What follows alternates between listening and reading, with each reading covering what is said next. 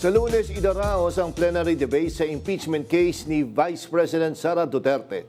Talakayan natin ito kasama ang public interest lawyer at political analyst na si Attorney Jess Falsis. Magandang hapon, Attorney Jess Falsis. At welcome back sa Arangkada Balita. Good evening, Ma'am Nina, Sir Jack. Good evening po sa lahat ng mga nakikinig. Yes, Attorney Falsis, on a scale of 1 to 10, gaano kayo ka-excited para sa Lunes? 11. Hindi. Tapos 12 sa May 11. Kasi May 4, baka hindi pa yan mag-plenary agad. Baka meron pang isang committee hearing to approve the committee report and yung proposed articles of impeachment na ipapakita sa plenary. Kasi syempre sa bagong due process na decision ng Supreme Court, sinabi doon sa plenary, kailangan lahat ng congressman, 300 plus, merong copy nung draft or proposed articles of impeachment so that they can intelligently vote on it or not. Okay, and para lang po mas klaro sa ating mga kababayan, 1/3 lang po, no? So mga ilan po ito, sabi 106 lang ang boto na kailangan? Yes, there are 318 current congressmen, so 1/3 of that is 106. So alam na natin 53 sa committee ang bumoto pabor na may probable cause ang impeachment.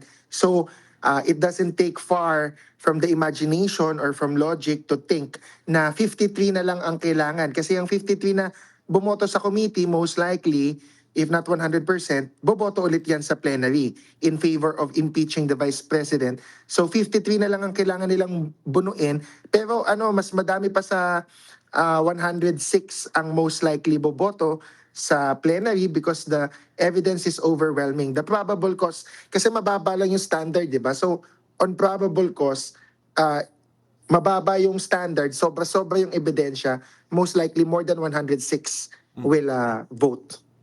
Kasi dati, di ba, parang nasa 200 plus? Ang laki nung numero na yan. Nung last year, tama po ba? Yes.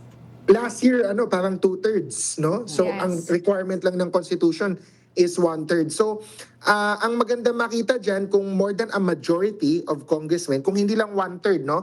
Let's say more than half, that bodes well in terms of the strength of the impeachment kasi kahit na nag-declare si VP Sara na tatakbo siya sa 2028, if a majority of congressmen vote to impeach her, finding probable cause, that means hindi ganun kalakas or kaimportante yung threat na magiging pangulo si VP Sara because she's assuming na siya yung frontrunner, di ba?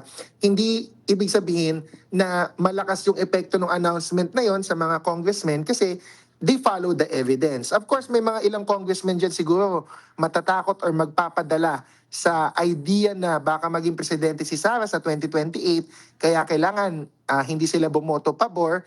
Yan yung sinasabing politika ni na Baste at ni Pulong, but reverse, no? Imbes na yung administrasyon ang namumulitika, actually, ang klaro ngayon, ang namumulitika yung kampo ni Vice Presidente kasi sa sobrang aga ng announcement niya na tatakbo siya sa 2028, sigurado in-announce niya yun para magkaroon ng effect or impact doon sa desisyon ng mga congressmen whether or not to impeach her. Kasi nga, again, noong 2025, nangampanya si VP Sara against certain congressmen para matalo, but more than 80% of congressmen na bumoto sa impeachment last year were re-elected. So, ang importante dyan, the congressmen right now are not threatened or not deterred from following the evidence. If based on the evidence may probable cause, if more than a majority, hindi lang 106, ang bumoto next week or 2 weeks from now, that means strong yung impeachment case because the evidence is there despite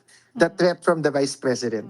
And while this is all happening, no, Attorney Falsis, napansin nga ng marami na nag-ingay lalo ang kampo ng mga Duterte, lalo na yung mga kapatid ni VP Sara, na dati naman hindi natin ganitong naririnig sila or na ume-eksena, pati si Kitty Duterte ay nandyan na rin. Para kumbaga nagpaparamdam silang lahat. Si Baste, si Pulong, itong mga Duterte. Ano po sa tingin nyo ang ginagawa nila ngayon? Anong klaseng taktika kaya ito? Maganda yun na nag-iingay sila kasi naintindihan naman natin na kapatid nila o kapamilya nila si VP Sara. Pero imbes na marinig natin sana sila sa labas ng Kongreso, madami sa mga Duterte family, 3 ang nasa Congress. They are incumbent congressmen, di ba?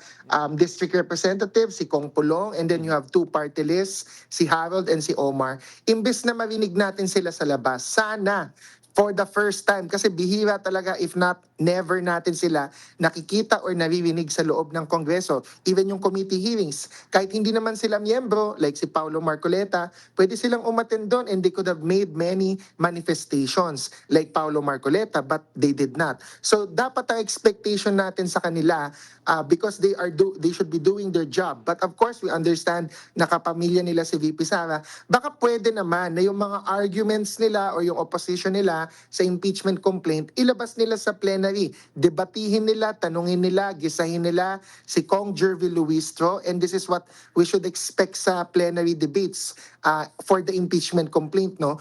Ang mangyayari kasi dyan, the committee will send a committee report to the plenary. And for the report to be discussed sa plenary, kailangan may sponsor. And usually, ang sponsor ng committee report is the chairperson of the committee, which in this case, for the Committee on Justice, is Kong Jervy Luistro. So, si Kong Jervy Luistro ang magsusponsor kung merong mga manifestation, questions, criticisms, or arguments against the vote or the passage of the impeachment complaint against VP Sara, they will have to course it through and direct it to Congresswoman Jervy Luistro. But, of course, I think baka yung mga endorsers like si Congresswoman Laila De Lima and Congressman Benny Abante, Congressman Ortega, I think pwede din sila maging co-sponsors ng committee report. But for sure yan na kung hindi man yung endorsers, Congresswoman Jervy Luistro as the chairperson of the Committee on Justice, siya ang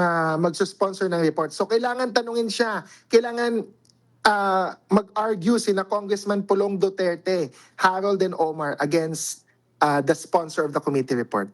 Inisip ko rin kasi, sorry to Sige cut lang. you there, partner, no? Baka in case na may mangyari or makonvict itong si VP Sara, ay nagpaparamdam na itong mga to. Sabi mo nga, di ba, partner, na baka kung kita nila, naku, wala nang pag-asa, kami na lang ang tatakbong Di ba yun? presidente or something, di Kumbaga ba? sila yung papalit. Na, Tinitingnan nila, tinetest nila yung waters. What do you think, Attorney Falsis? Plan B naman yan. Aminado sila na si Basti Duterte ay Plan B. Pero nakakagulat bakit hindi si Congressman Pulong Duterte ang Plan B. Mas nakakatanda naman si Kong Pulong. Baka Plan P. Baka hanggang letter P or Z pa yung plano nila. No? Of course, they're making it a threat na regardless kung mawala daw si VP Sara, the Duterte family is there and they have a strong base. But ano na yan grasping at straws na yan because we all know even the charisma of President Rodrigo Roa Duterte, despite all my criticisms of him, of course yung charisma niya malakas sa tao. Pero yung charisma niya hindi din naman transferable 100% kay VP Sara. What more? Kung mawala si VP Sara in the picture, pumasok si Mayor Baste or si Congressman Pulong, mas lalong hihina yung kanilang base or voting base sa Vismin kasi hindi transferable yung charisma. Okay, sige. Naku, maraming salamat. Attorney Jess Falsis, pare-parehas tayo na excited para sa Lunes. Happy Maraming weekend. salamat and good evening po sa lahat.